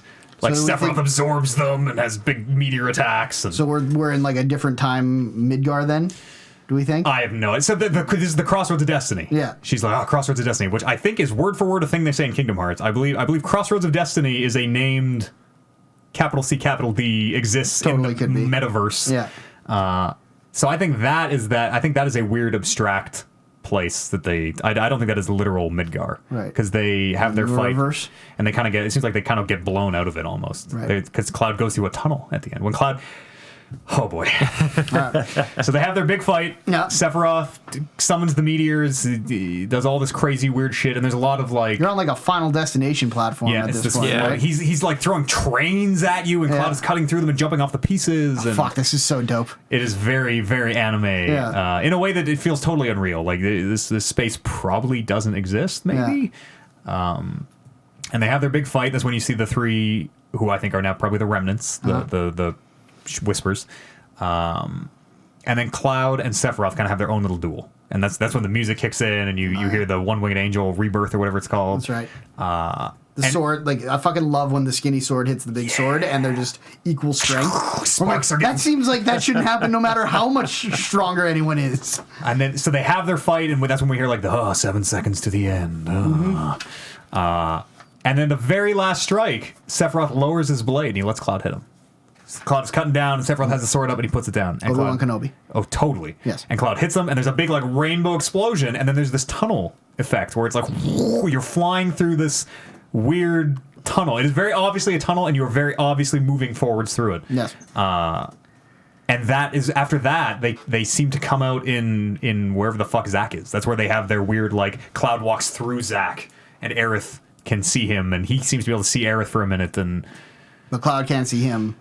It's not really clear. It's like they walk through each other, and they both have, like, a kind of a... Somebody walked over my grave moment. Yes. So I have no idea. In summary, I don't fucking know. I think the Crossroads of Destiny is a, like, meta space, because he takes it to the edge of creation. That's where we see the galaxy that looks a lot like the Kingdom Hearts galaxy, and also I love this theory. Did not realize it, but is shaped like Aerith's flower as well. I'm like, oh fuck, that is the flower. So then we're led to believe, because of the different mascot, that when they come out of that tunnel, they're in a different Midgar than the game started in. Yeah, it seems like, or maybe the timeline's been changed. Maybe they went back to do has been done. Right. And here is the new timeline, or an alternate timeline where Zack is obviously alive. Zack defeats those Shinra soldiers.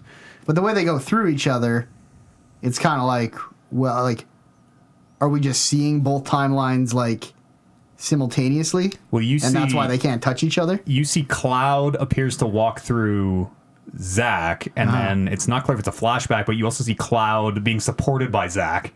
Right, and that's the beginning. Like, that's the beginning of... Look, Cloud, we made it, or whatever. Yeah. That's the beginning of the original 7? Is that right? No, that is... I want to say Advent Children stuff, but I honestly have no idea. No, Zack was dead in original 7. Zack was dead before Advent Children. Zack dies in the Nibelheim. Crisis Core. That probably is Crisis Core. Yes. Okay. Yeah, sorry. Yeah. He dies in the Nibelheim incident. Yes, whatever it is. when we get to meet Cowboy Tifa. That's where Cowboy Tifa's from. That's where Cowboy Tifa's from. They never touched on that, because you just see her in a flashback. And she's like, got a cowboy hat, and her skirt is like brown leather with tassels on it. Great. Like, where the fuck is Cowboy Tifa? What the fuck? And they just never touch on that. Oh shit! I forgot all about Cowboy Tifa. Cowgirl Tifa, I guess. Huh. What does that mean then? But also, maybe the reason that Aerith can see both Zack and Cloud is because she's the only one who's a part of both timelines. Yeah, could be. Could be. It almost seems like when Cloud walks through Zack, he kind of starts to remember some of what would be his past. Probably him and Zack in his past. I don't. It's very confusing. Yeah, because it seems like Cloud, until prompted by someone else, doesn't really remember anything about his past at all. No. Which is very much like that's his persona in original 7 is supposed to be. He, like, imprinted Zack onto himself, basically. And, like, even the first time he sees Tifa, after getting back from the first mission and going into the tavern, it doesn't even seem like he really registers that she's there. No. And then we see them later as kids. So you're like, wait, don't you two? Yeah. Maybe, now that we're talking about timelines and shit, I wonder how many of those flashbacks are actually flashbacks and how many of them are different timeline shit, or yes, possibly, like, future flashes. It's very strange. Cloud as a kid looks fucking hilarious, by the way. His hair is exactly the same. Same hair. As it should be. Let's see here. Final Sephiroth fight. Here, I got some notes. Sephiroth lets Cloud strike him. Huge explosion. Big dimensional tunnel. Just the two of them floating in space. And Sephiroth says, "Careful now. That which lies ahead does not yet exist." Which would very much imply a new timeline. Right. Or further kind of reinforces that part 2 of this game is going to be fucking crazy and off the rails. Yeah, or that, like you said, maybe they've succeeded in splintering themselves with how it should be, and now everything is just up in the air. Who knows? Destiny doesn't even know how it's going to shape out. Fuck, we killed Destiny, apparently. Sephiroth also asks Cloud to lend him his strength, and they can defy Destiny together. And Cloud is vintage Cloud. I'll never help you. Let's see here. In the Zack scene, when Zack is looking at Midgar, it's just a sparkly fucking dome of magic. It's not even Midgar. It's just a sparkly mess. And Zack is just looking at it like nothing's going on, and the sparkles fly away. And it does form into Midgar. I don't really know what the significance of that is. What the fuck's going on there? Tifa asks Aerith at the very end, where they all kind of seem to come out of their various timelines. Barrett sees Marlene, and they have the weird, like, Zack walking through cloud thing. Tifa asks Aerith, she says, "What now?" And Aerith shakes her head for the first time ever. Aerith has kind of always had the answers. Yeah, they I think the characters themselves have sort of wised up to, like, Aerith knows more than she's letting on. So it does seem like we at some point we did something. Yeah, I think they very much imply by the end of this that we are free from that original loop, anyways. Right. Yeah, and then the only other two things I have are Zack and Cloud pass through each other. Current Cloud and Aerith notice, and Aerith says she misses the steel sky, and then the game ends. Although the plate is still there, so she can still go look at the steels. They're not in Midgar anymore, but they can see it in the distance, and it looks like the plate is intact. But I mean, she's only ever known Midgar. Yeah. That's where she was born. That's where she grew up. She's never been outside the city walls. Did we at no point have open sky above us when we were with?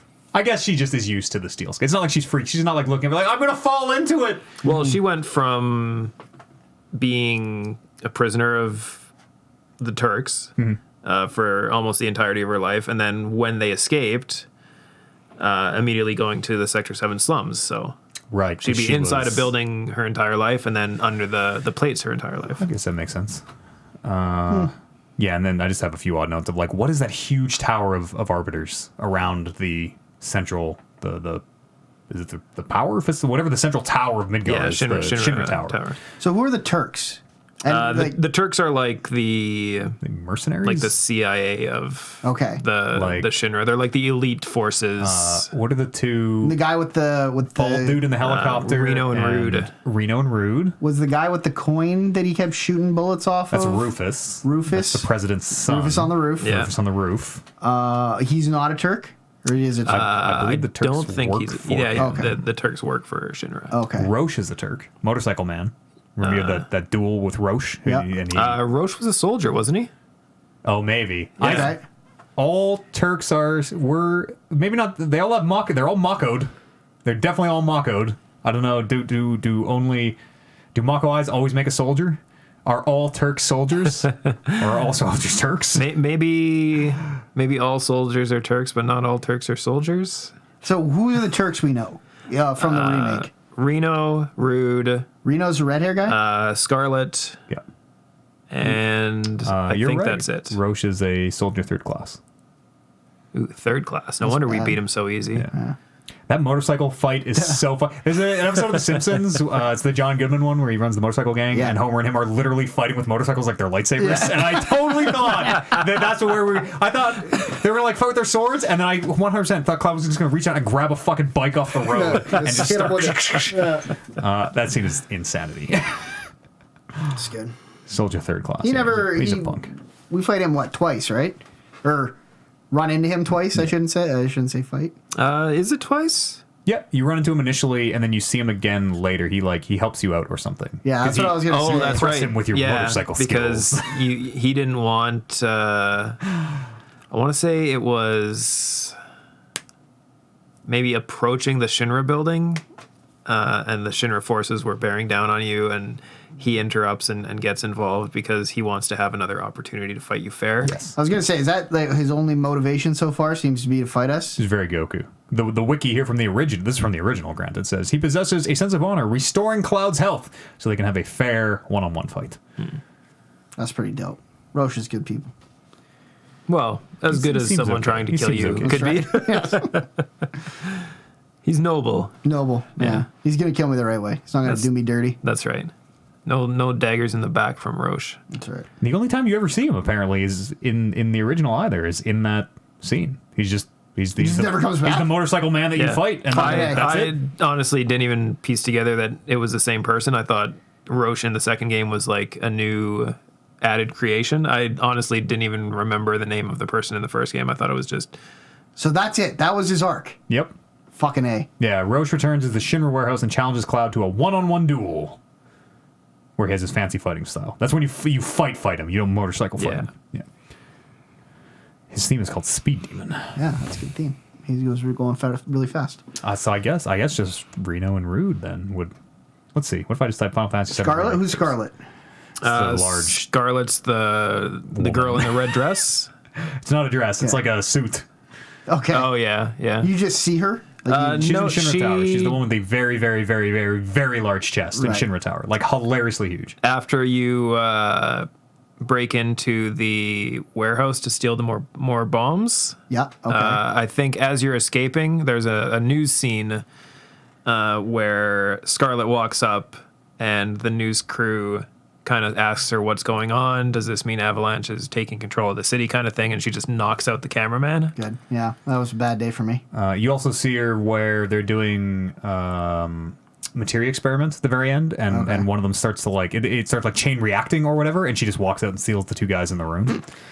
Bitch. Incidentally, now that we're talking about the Turks, Sang is a Rude. Turk. Oh yeah, Sang as well. That's right. Who's Sang? He's the Asian dude who comes to Aerith's house all the time to try and convince her Black to come hair, back. like long black hair, white suit. But in the helicopter scene, when Rude is driving the helicopter and machine gunning and everything, they don't really hit on it in this game too much. But Reno had Tifa lined up for a kill shot, and Rude jolted the helicopter away. Yeah, that totally happens in this game. Yeah, that's what I'm saying. But they don't really touch on the fact that it's because Rude is massively in love with Tifa. Have you met Tifa? Everyone is massively. It's true. in love. Everyone It's is. true. Yes. Have you met Or you're crazy. Veld, Sang, Reno, Rude, Cisnel, and Elena are apparently the Turks. I guess Scarlet isn't one. Does not seem to be. Other notable members. No. So would Scarlet work for Shinra then? She's one of the heads of one of the departments. Yeah, because I was going to say there's there's that one of the part where you're lieutenants. making your way up the building and it's like, see what all of our heads of department do. Yeah. And it's like, you can see Here's 5 of them all. Heidegger, and here's Scarlet, and here's and the doctor Hojo, guy. or whatever his name Yeah. is. Yeah, That's and right. I remember looking at that and be like, oh, this is the next 5 guys I got to beat. And then that was why I asked you if we're ever going to see them again, because I remember having this conversation with Matt, where it's like, it felt like they set up these like, he's like, okay, these are the bads. These are the guys I got to get. And then at the end of the game, you just walk away from the city. I'm like, Well- so we're not dealing with those people? They do, at least in the original, they do show up a couple more times in some key scenes. Okay. But definitely not as like main villains anymore. I'm sad that by the time this game gets made in 3 to 7 years, I am not going to remember any of this conversation. I'm probably actively going to have to go back and listen to this podcast. Good thing that we're recording That's all of our right. thoughts. Let's take a quick break here. We'll have a quick little washroom break, and we'll meet you back here. Other side of this musical break with more Final Fantasy VII Spoilercast thoughts in just a minute. What was your favorite summon that you got from Chadley? Leviathan. It's pretty good. Yeah, I like It's Leviathan. Pretty good. Apparently there's one that you can get after the game too. Fuck. Yeah. Yeah, I heard there were some side quests that you could only do after the game. I was gonna like get to it, and like especially after talking about doing the spoiler cast, I'm like, oh, I should go back, do all the side quest stuff and get those chivos, and then I realized that I have no interest in Doing any of that. getting like, because one of the trophies is beat every chapter on hard difficulty. Ooh. And obviously with the end of the game stuff, you can go and do it in any order. So you can go and do level 17 or chapter 17 first, so that you can get to the Shinra battle simulator and level all your dudes up to the max and have at least a good start to go back through. But I don't know if that'll ever happen. Actually, I shouldn't say that. If it comes out that there's any sort of file transfer between first game and second game, then I definitely will go back and platinum the game. Yeah. But I don't think there will be. I don't think so. Just either. because of the way everything's kind of shaped out. Seems like a lot of work for not a lot of. Well, I mean, it's not a lot of work because you're not bringing in choices, right? You're just bringing in Gear and Stats and gear, stats yeah. and stuff. Yeah, but they'll wipe. Just wipe Yeah, it. that's Everyone what lose I their think powers over too. again. Yeah. Okay. Bring us back in. Yes. Some questions from the chat. All right, we'll take some questions from the chat here. Absolutely.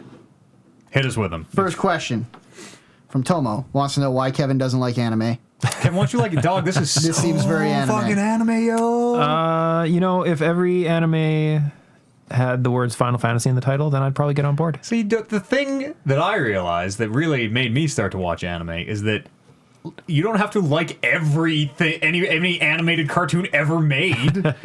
There's good stuff and bad stuff in there. This could be a window for you. Let me tell you about Dragon Ball Super. Final Fantasy Dragon Ball Super. Oh, fuck. Oh, there you go. Yeah. Sign me up. Yes, if you're watching along live now, this is a good time here. Get any thoughts or questions in chat. We can take them here on the show. I have a question for you all. Who was your favorite main character, just in general? Teeth, no.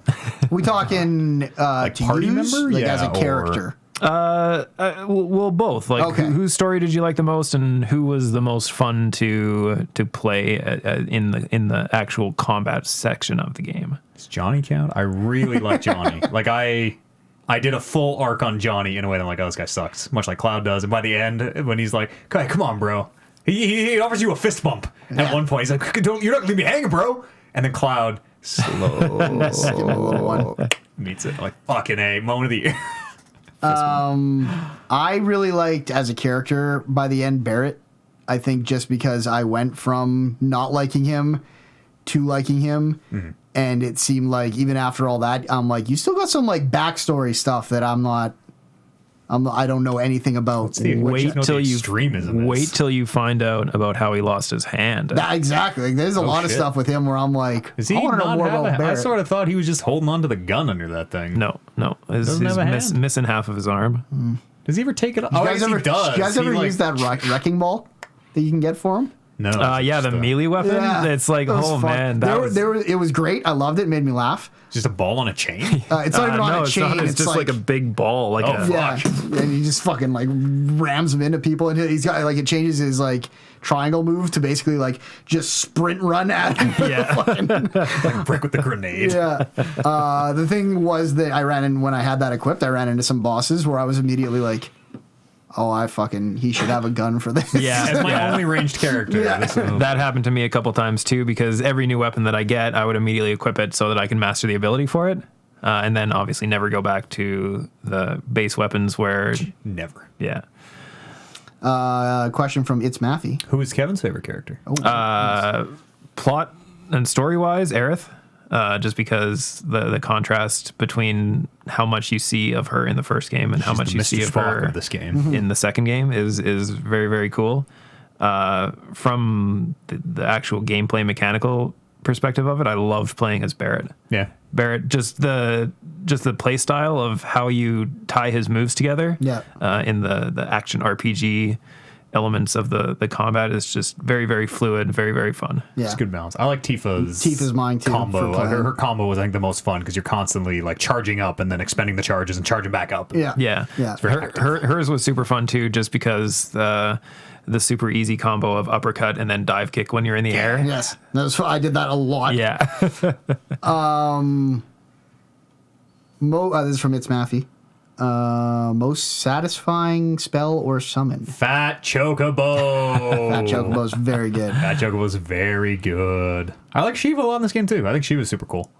I had the Ifrit on Cloud almost the entire game, and every time that I had multiple people with a summon to pop, I did the Ifrit. Yeah. Because I really liked him. Yeah. I was like, yeah, go raise hell. And he's the first one, so he's probably not that good. But I was like, fucking go. You go do it. It kind of seemed to me like the summons were kind of all the same. They kind of scaled different to your flavors, it level. seemed. Just I really liked the Leviathan animation when you first summon, and he just kind of swoops into the screen, and the tidal wave attack when Leviathan leaves was also very satisfying. Every Do you time have to get Leviathan? I don't know if I got Leviathan. No, different it's the Chadley? last, last one. Chadley Oh, yeah, one. definitely didn't Well, get that. last one from Chadley. Can you summon the house, or am I crazy? Can you get Hell House as a summon, or whatever it's called? I wish. I was going to say, if I could have maybe and I maybe didn't, I'm then I crazy. wasted my play.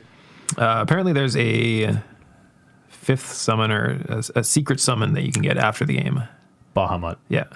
Oh, fuck. that has ties to the original. There's some very significant. Don't they get like a special Bahamut Sin or something in the original? Bahamut is just the dragon god that kind of appears in a lot of Final Fantasy games, like Shiva and Ifrit and everything like that. So there's something. What is Bahamut Sin? Isn't there like some little Bahamut in 7 original? I think that might have been 10. That might have been a corrupted version of Bahamut. Okay, second question. Are 10 and X the same? Yes. Okay. Yes. Okay. Question from Herm. Based on what we got from game 1, how many games do you think it's going to take to tell the story? 3. I think that's an impossible question. Because we don't know what the story's going to be anymore. This is not going to be the story of Final Fantasy VII again. This is the sequel to Final Fantasy VII, and we're going to see the third part. Maybe it'll be I also think it's going to be a trilogy. A trilogy, yeah. And now that you kind of say it like that, is like maybe they have set it up to finish everything in the second game, because they have already broken mold and said, everything you know about the first game from this point on is gone. We've blown it all apart. So maybe they could change everything and finish it up in just one more game. And that'd be funny to look back on and be like, hey, remember when we were like, man, they're only doing Midgar? This is going to be like 17 games to get everything done. And then to look back at it where it's like, oh, it was Midgar where they changed everything. Yeah. And then it was the other one. Yeah. I remember thinking when they announced that it was first Midgar was like, how are they even going to fill out one game worth of content with just Midgar? Right. And then looking back after having played this one game, and it's like, we probably could spend a lot more time in Midgar if we had to. Yeah. I saw some, again, these theories are meaningless to me, nothing, but I saw some theories that some of that alternate timeline stuff they might do like separate games for like, here's your 7 with Zack. What if Zack was still alive and the protagonist? And it kind of makes good business sense in like, they got all that Midgar stuff made.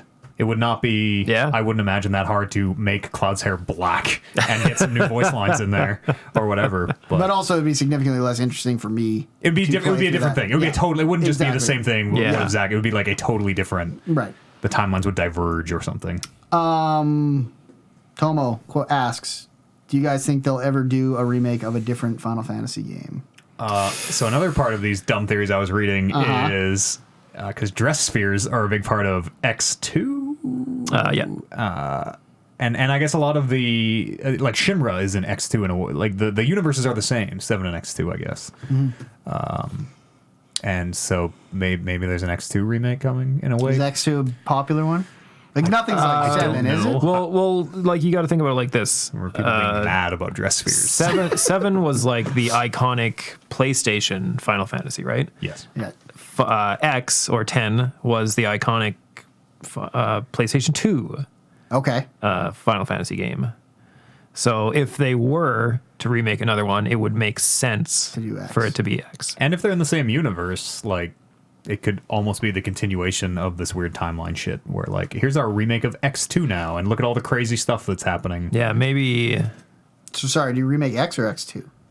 Well, you have to start with X, and then do X. Once you've completed the X storyline, then Yuna and her crew can go become pop singers in X2. Does it all take place on whatever the planet's called? Like it must, if the universes are the same and Shinra is in both games, like is Shinra harvesting Mako? Did Cloud do Midgar in X? I honestly don't remember Shinra being in X. But the whole the whole meta storyline of X is humanity has done a very, very bad thing, and because of doing this really, really bad thing, they have manifested sin, which is the big bad in Final Fantasy X. Do they ever name what the thing is? What do you mean? Like the bad thing humanity did, or is it just like some And that's what I'm thinking about, right? What if the big thing that humanity did to summon sin the first time was drain the planet of all Mako energy? Oh fuck! Shinra is in Final Fantasy X2. There's a guy named Shinra. He says, "quote I'm just a kid. Shinra is a young Al Bedboy who serves aboard the Celsius in Final Fantasy X2." Oh shit! Maybe Final Fantasy X is a prequel. Yeah, maybe this boy creates the Shinra company. What if that's it? Yeah, I maybe misinterpreted the. I have a question that is a hypothetical. Because we brought it up kind of with how wide-eyed we were in the same way we were about some of our favorite franchises that do not turn out well. Do you think Nomura has a good roadmap here? Or do you think he's just fly? Like, do you think these loose ends that we've been like, well, I wonder if it's this, wonder if it's this, do you think it'll be a satisfying end? I've heard from interviews that he has given that he has apparently been working on this plot line since Crisis Core came out. That's what he says about Kingdom Hearts, though. It's true. When Yes. Kingdom Hearts is the best story ever told. Yeah, touche. Okay, hang on. I gotta think here. I'm gonna read this to you verbatim. God help us. This is from VG247. Final Fantasy VII. Okay. So these are bizarre fan theories from 2003. Oh, good. They place Final Fantasy VII and X in the same universe, only thousands of years apart. Okay. Why do they think that? Let's find out. So far, I'm on board. In the Shinra headquarters in the remake, as you're strolling through the museum, this is starting strong. I haven't read any of this, but I like where this is going. Okay. You can find further evidence for in the theory. Take a look. There's an old monochrome photo showing a group of employees standing in front of a Shinra factory. I remember that. You remember this picture? It's got the Shinra gang, Shinra doctors down on the bottom there. Apparently, sitting front and center is a is the character Shinra from X2 in that photo. Oh, it's a prequel. Is like literally, the caption is that Shinra employee Shinra? In X2, Shinra is a young tech prodigy who wears a full-body brown onesie with green mittens and a visored mask. That guy seems okay. That guy seems like he might be related to And that is exactly Chadley. what that character is wearing in the photo. Oh, wow. Fuck. Oh, interesting. Mine Interesting. boggles. Just connecting the worlds already. So maybe there's going to be way more than 3 games, and maybe they're just going to... Like, Final Fantasy VII Remake, just like... The sequel is Maybe we're thinking about this wrong. Maybe this it's is not the true maybe Final Fantasy. Maybe it's not Final Fantasy VII Remake. Maybe it's Final Fantasy Remake 7. 7 seconds. And then Final Fantasy Remake 10. So I have a very dumb thought about the seconds. I wonder if this is a... I'm trying to think of some other examples. An anomaly thing. I wonder if this is a bad pun that works better in Japanese and not in English, where the 7 seconds could literally be like 7 second chances, seven deaths that are either meant to happen or not happen. And maybe Barrett is one, like Barrett Biggs. Like all the people who die or don't die. right. I saw maybe is something about what the 7 seconds is alluding to. Could be. Because that thing's a big fucking mystery. Like, I know it says on the write-up, like, 7 seconds till the planet's demise, but, like, that's not. It's just, the more I just put words there, they mean nothing. Hey, if you think those mean nothing, then none of this means anything. Yeah. But it is, like, 7, the most kind of commonly thought one is, in original, it is, apparently, it's kind of loose, and you sort of, depends where you start and finish, but it is about 7 seconds from where Sephiroth flies up into the air and then descends and kills Aerith. Yeah. And then, so is that what you were talking about, the 7 seconds till the apocalypse thing? Was like a translation? I think it might Like, be. if you play that game in a different language, it's like far clearer about what the 7 seconds is referring to. Well, I never know how this plays on the other end. Like, Death Stranding's a perfect example, right? There's like homélie, like in French it's homélie, it's false soul, it's a lie. Yeah. Like, that doesn't play in Japanese. Japanese does not. It's such a different language that there's no way that her name is like literally spells out. Yeah, no, it would be more like I thought I read, and we were talking about this, and I'm trying to remember back to exactly what I read now. But I thought that I read that in, like, if you play it in Japanese, maybe it was the subtitles. But there was something where it was like in Japanese they specifically say until the apocalypse. Oh. If it was Until the end. Until the end? Yeah, the seconds, well, or apocalypse end, Yeah. whatever. The seconds is the thing sorry, Kev. Right.